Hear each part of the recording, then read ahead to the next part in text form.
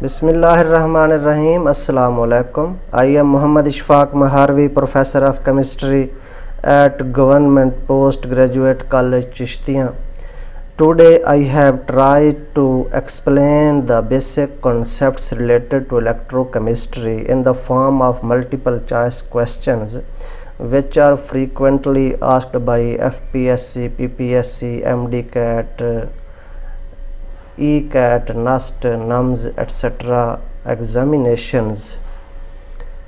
So first of all we see that what is asked in the first MCQ. Consider the following reaction. NaCl aqueous, it means कि NaCl को water के साथ mix किया गया है तो ionisation हो जाती है Na पॉजिटिव और Cl negative. Which one is correct? Sodium shows oxidation, chlorine shows reduction. ये रिडॉक्स रिएक्शन नहीं है, ये both A and B correct. तो अपीरेंटली तो ऐसे लग रहा है जैसे ये सोडियम जो है वो इधर ऑक्सीडेशन स्टेट चेंज कर रहा है, लेकिन ये एक आयोनिक कंपाउंड है. अब ये सॉल्यूशन में भी उसके आयन्स बन चुके हैं, यहाँ भी पॉजिटिव है सोडियम और Cl नेगेटिव है. सो रिडॉक्स रिएक्शन तो तब होगा जब इसकी ऑक्सीडेशन स्टेट में चेंज आएगी. तो सोडियम की भी पॉजिटिव से पॉजिटिव कोई चेंज नहीं, क्लोरीन भी नेगेटिव से नेगेटिव कोई चेंज नहीं, लिहाजा यहाँ कोई ऑक्सीडेशन रिडक्शन नहीं होगी, ये रिडॉक्स रिएक्शन नहीं है, लिहाजा C option is correct. Next MCQ. In the following reaction F2 plus 2Cl negative gives us 2F negative plus Cl2. यहाँ फ्लोरीन ज़ीरो ऑक्सीडेशन स्टेट, ये -1, ये -1, ये ज़ीरो.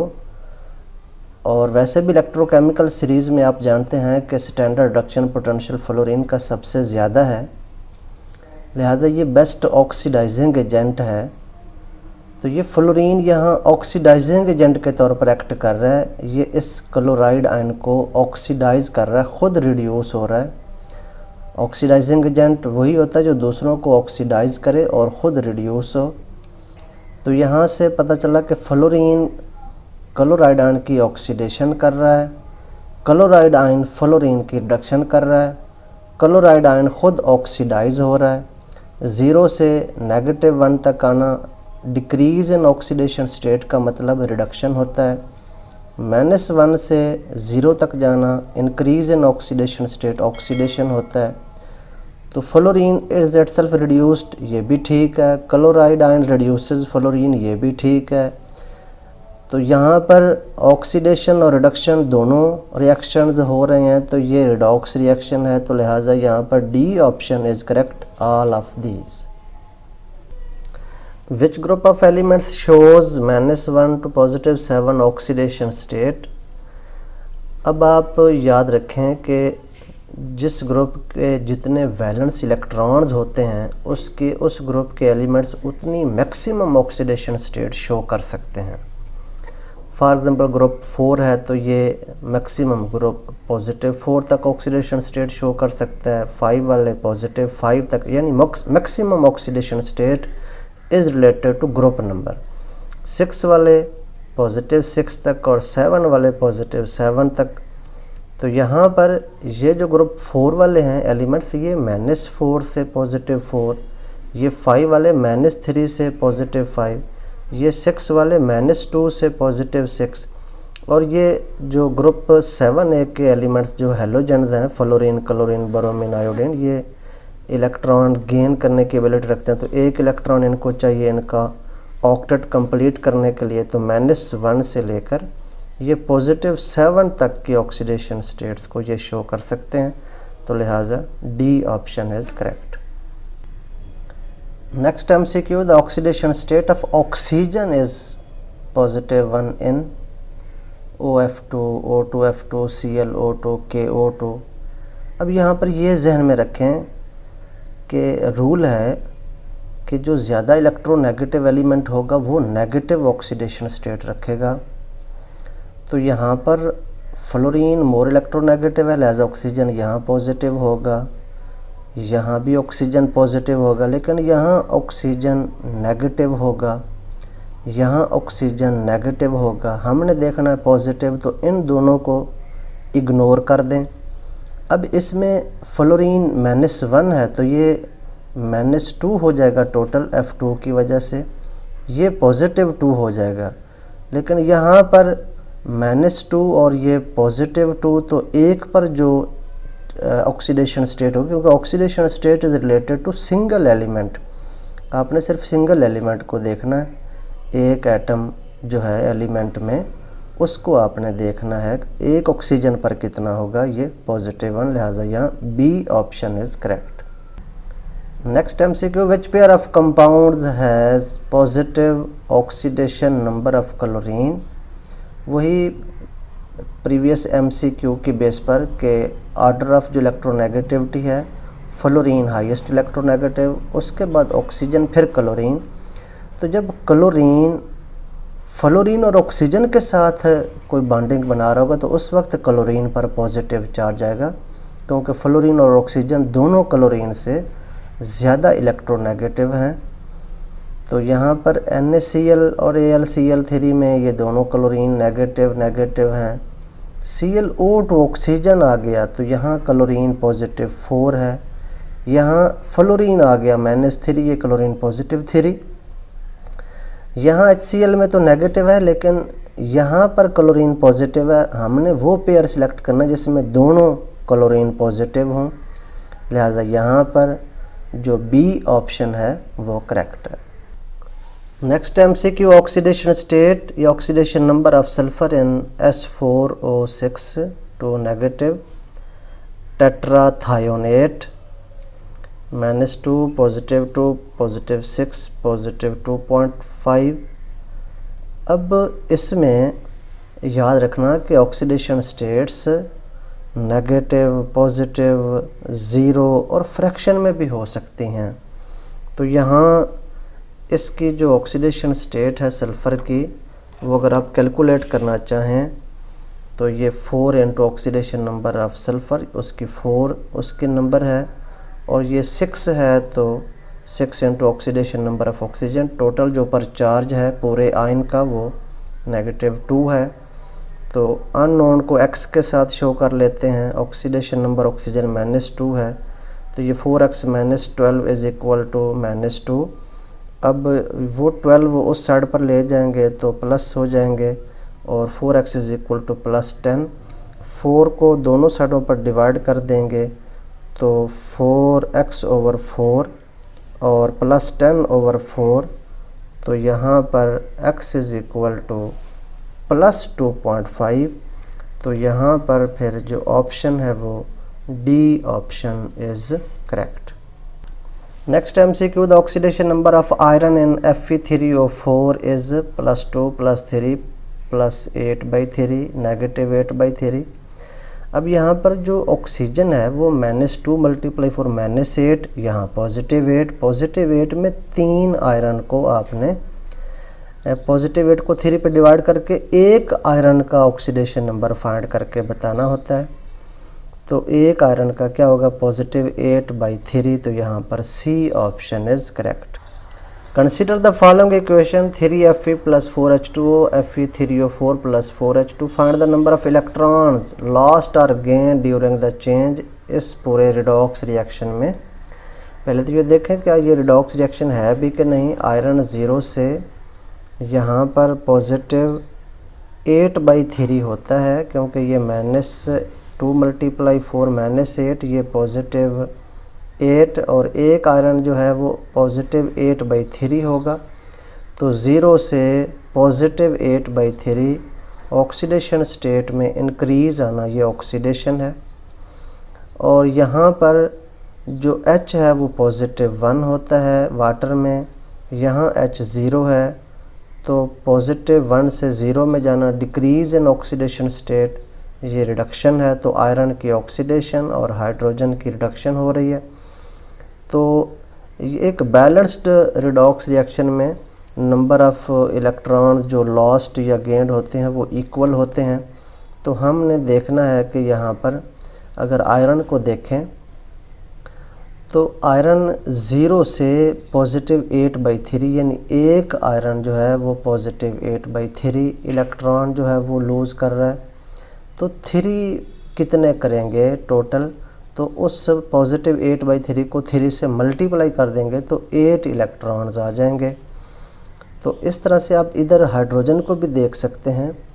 ये +1 से 0 एक इलेक्ट्रॉन का जो गेन है। अब यहाँ टोटल कितने हैं, वो 8 हाइड्रोजन हैं। तो 8 हाइड्रोजन जो है वो कितने इलेक्ट्रॉन गेन करेंगे, वो 8 इलेक्ट्रॉन। तो 8 इलेक्ट्रॉन लूज़ हो रहे हैं और 8 इलेक्ट्रॉन गेन हो रहे हैं। तो लिहाजा 8 इलेक्ट्रॉन यहाँ पर करेक्ट हैं। ये नीचे मैंने उसका ऑक्सीडेशन नंबर भी कैलकुलेट करके आपको दिखाया है। तो यहाँ से D option is correct.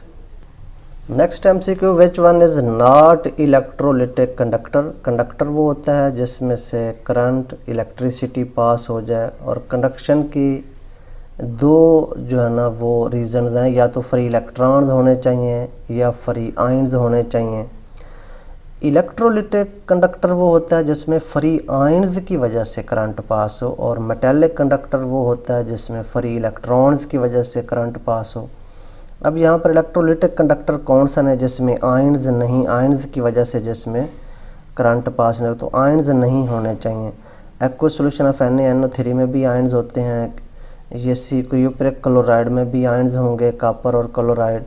Mercury एक मेटल है, इसमें आयंस नहीं होते, बल्कि इसमें जो कंडक्शन होती है वो फ्री इलेक्ट्रॉन्स की वजह से होती है। तो यहाँ पर एक्वस सॉल्यूशन ऑफ AgNO3 भी आयंस वाला, तो ये सी ऑप्शन वाला जो करेक्ट है कि ये नॉट इलेक्ट्रोलिटिक कंडक्टर। तो यहाँ mercury is the option. Next MCQ, which quantity is not related to its SI unit. कौन सी ऐसी क्वांटिटी है जिसका SI यूनिट साथ नहीं गिवन है। क्वांटिटी ऑफ इलेक्ट्रिसिटी का यूनिट जो है वो कॉलम है, ये भी ठीक है। पोटेंशियल का यूनिट वोल्टेज, ये भी ठीक है। सेल कांस्टेंट का यूनिट जो है वो पर मीटर होता है। तो करंट एम्पियर यहाँ पर सी ऑप्शन जो है वो इसके नॉट रिलेटेड है, ये लिहाजा C option is correct. Next MCQ, for an electrolytic cell which one is not correct. Electrolytic cell वो होता है जिसमें इलेक्ट्रिकल एनर्जी हम प्रोवाइड करते हैं और वहाँ नॉन स्पॉन्टेनियस केमिकल रिएक्शन होता है, यानी इलेक्ट्रिकल एनर्जी केमिकल एनर्जी में कन्वर्ट होती है। तो ए ऑप्शन ठीक है, लेकिन हमने देखना है जो नॉट करेक्ट है, ये तो करेक्ट है। इस सेल में दोनों इलेक्ट्रोड जो होते हैं वो सेम इलेक्ट्रोलाइट में डिप होते हैं, ये बात भी ठीक है।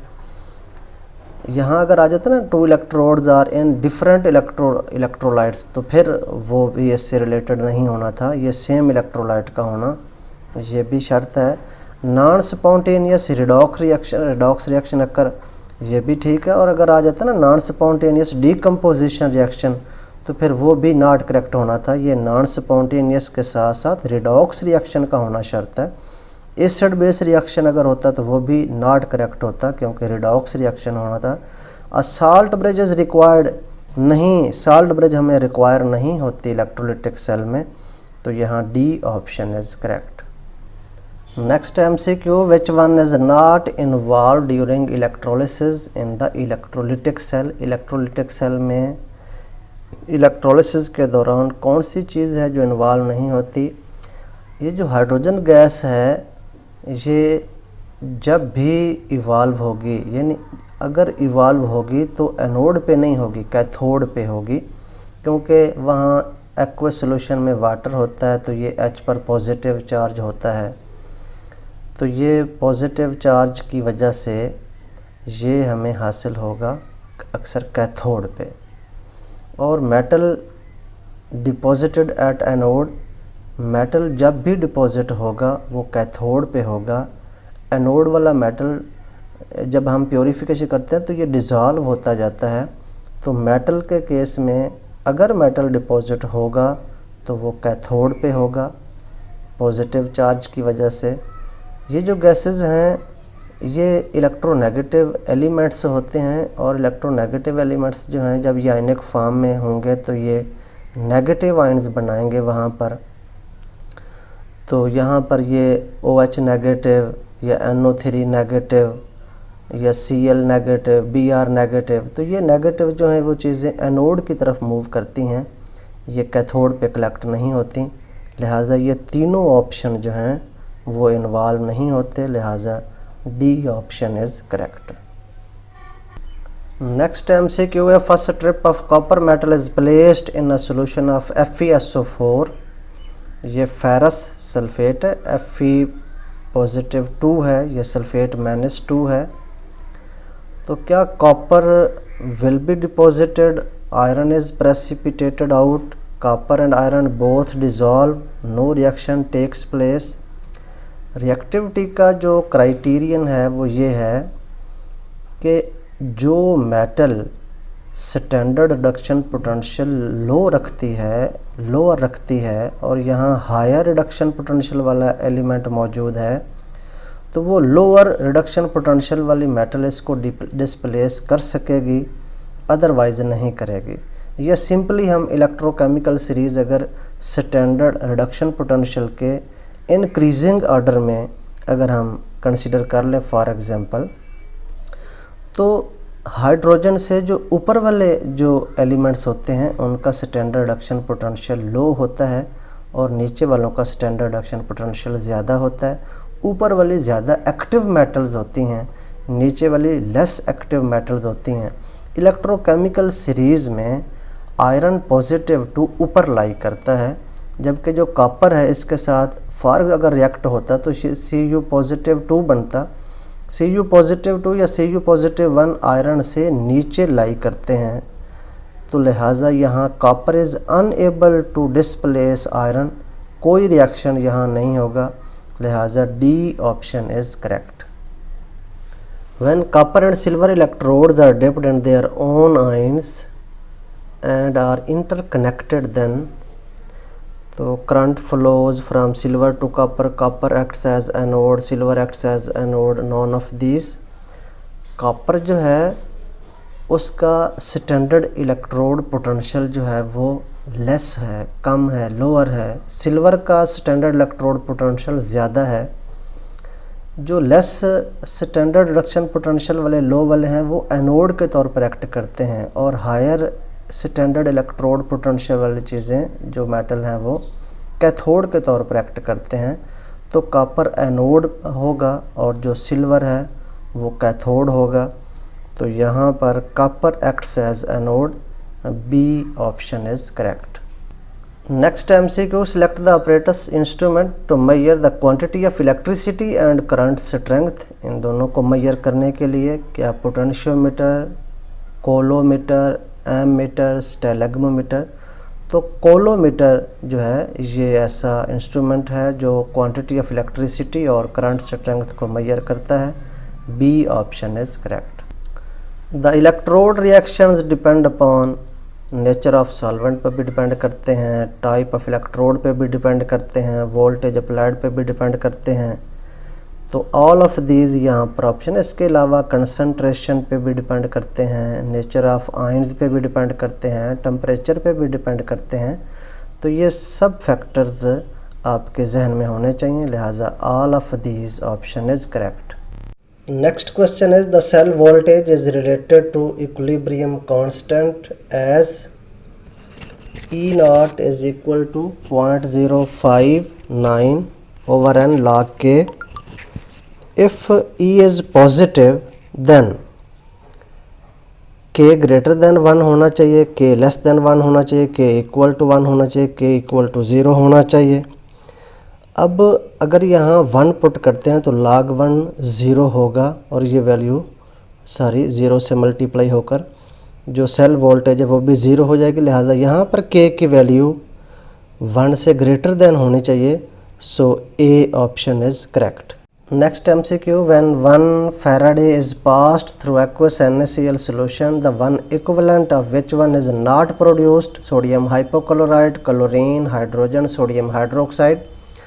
अब ये बात याद रखें, जब 1 Faraday करंट जो है वो हम यूज़ करते हैं तो उसमें जो सेल में जो डायरेक्ट करंट की वजह से प्रोडक्ट्स बनते हैं हम उनको प्राइमरी प्रोडक्ट्स कहते हैं, और उन प्राइमरी प्रोडक्ट को आगे फर्दर रिएक्शन से जो प्रोडक्ट्स बनते हैं वो सेकेंडरी प्रोडक्ट्स बनते हैं। ये जो क्लोरीन, हाइड्रोजन और सोडियम हाइड्रोक्साइड हैं ये डायरेक्ट करंट से प्रोड्यूस हो रहे हैं, ये प्राइमरी प्रोडक्ट्स हैं। ये NaOCl जो है ये प्राइमरी नहीं है, ये सेकेंडरी प्रोडक्ट है, लिहाजा ए ऑप्शन इज़ करेक्ट।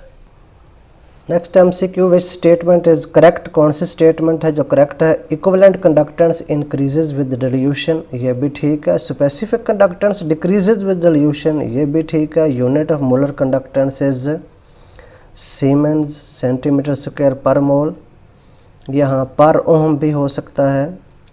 तो ये तीनों ऑप्शन जो हैं वो करेक्ट हैं, so D option is correct.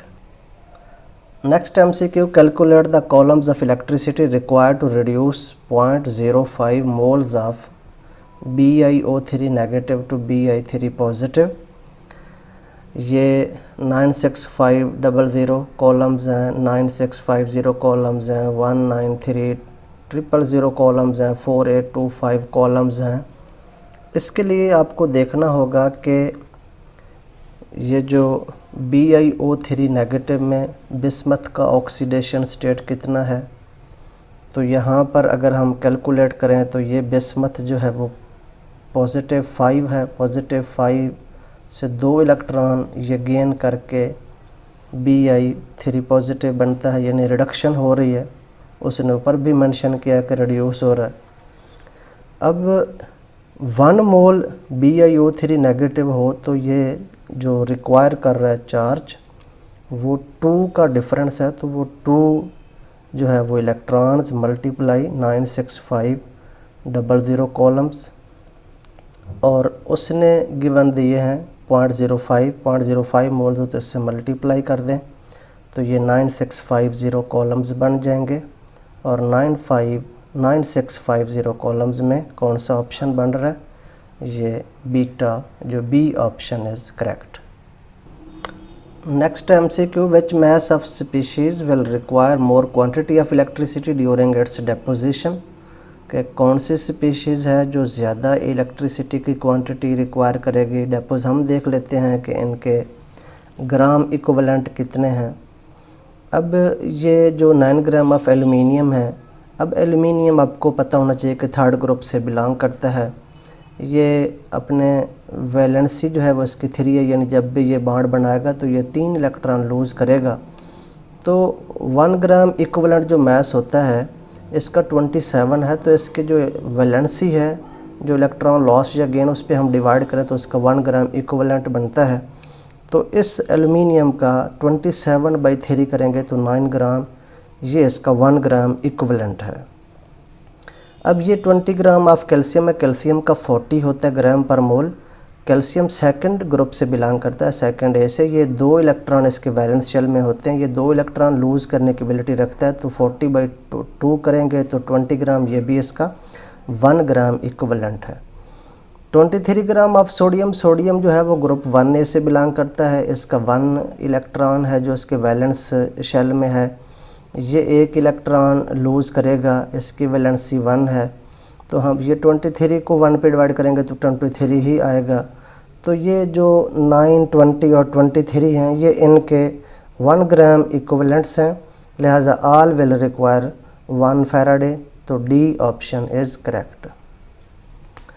Which one acts as a reference electrode? Standard hydrogen electrode, SHE, western standard cell, calomel electrode. ये तीनों के तीनों जो हैं वो रेफरेंस इलेक्ट्रोड के तौर पर ये यूज़ होते हैं, लिहाजा D option is correct, all of the above. Next MCQ, select the correct statement about transport number of anion. It is the fraction of the total current carried by A9, ये भी ठीक है। It's value is less than unity, ये भी ठीक है। It is not a constant quantity, ये दूसरे आयन पे डिपेंड करता है। एक आयन का बिहेवियर जो है ये भी ठीक है। ऑल ऑफ द अबव, तो ये तमाम ऑप्शन करेक्ट हैं, लिहाजा D option is correct. Next MCQ, keeping in view Debye Huckel theory of strong electrolytes, what happens during the application of EMF? Direction of movement of central ion and opposite ion the same, नहीं, central ion की movement और direction में होती है, opposite ion की उसके opposite होती है, ये बात भी ठीक नहीं है। और direction of movement of central ion और अपोजिट आयन से डिफरेंट अपोजिट होती है, हाँ ये बात बी वाली ठीक है। सी में कहा गया कि नो एसिमेट्रिक इफ़ेक्ट प्रेजेंट, नहीं, वहाँ एसिमेट्रिक इफ़ेक्ट होता है। No frictional resistance of the medium, नहीं, मीडियम की फ्रिक्शनल रेजिस्टेंस भी होती है, लिहाजा यहाँ पर जो आयन्स का अपोजिट जो डायरेक्शन में मूव करना है, ये B option is correct. Last MCQ, which solution will have pH value equal to 0 at 298 Kelvin, 0.5 molar H2SO4, 1 molar HCl solution, 0.25 molar perchloric acid, both A and B। हमने देखना है कि इनके hydrogen ions की concentration क्या होगी। ये चूँकि डाई बेसिक एसिड है, 1 मोल इसके 2 मोल्स हाइड्रोजन आयन प्रोड्यूस करता है, तो 0.5 जो है वो 1 मोल हाइड्रोजन आयन कंसंट्रेशन होगी। तो यहाँ पर भी लॉग फार्मूला pH का negative log concentration of hydrogen ion, तो यहाँ पर 1 पुट करेंगे तो 0 हो जाएगा। यहाँ 1 मोलर HCl भी 1 मोल हो तो 1 मोल हाइड्रोजन आयन की कंसंट्रेशन जो है वो होगी पर dm³। तो अगर यहाँ पर इसका 1 मोल है तो यहाँ भी 1 मोल होंगे हाइड्रोजन आयन, इसकी भी जो pH वैल्यू वो भी 0 होगी। 0.25 ये मोनोबेसिक है, ये 0.25 मोल्स ही होंगे हाइड्रोजन आयन्स, तो यहाँ पर जो pH 0 नहीं होगी, लिहाजा बोथ A एंड B वाला जो ऑप्शन है वो करेक्ट है। सो डी ऑप्शन इज़ करेक्ट।